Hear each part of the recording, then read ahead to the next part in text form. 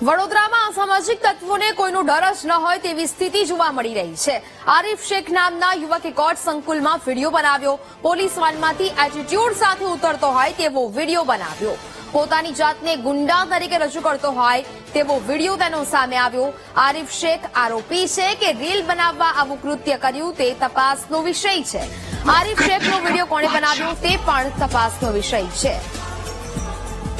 તો જે પ્રકારે આરિફ શેખનો આ વિડીયો સામે આવી રહ્યો છે, વડોદરાના કોર્ટ સંકુલમાં આવો વિડીયો બનાવનાર આખરે છે કોણ તે તપાસનો વિષય છે। આરિફ શેખ આરોપી છે કે રીલ બનાવનાર, કેવા પ્રકારના આસીન સપાટા છે તેને લઈને હાલ સવાલ ઉદ્ભવી રહ્યા છે। એટીટ્યુડ બતાવતો વિડીયો હાલ તો સોશિયલ મીડિયા પરથી સામે આવ્યો। વડોદરા કોર્ટ સંકુલમાં આ પ્રકારનો વિડીયો છે તે બનાવવામાં આવ્યો હતો।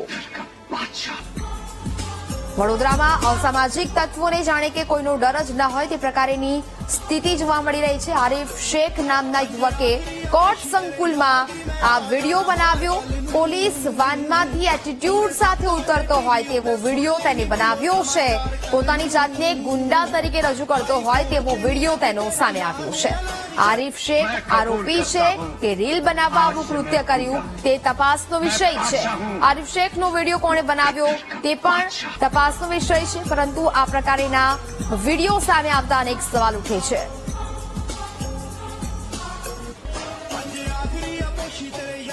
સંવાદદાતા પ્રજેશ ફોન લાઈન પર જોડાયા છે।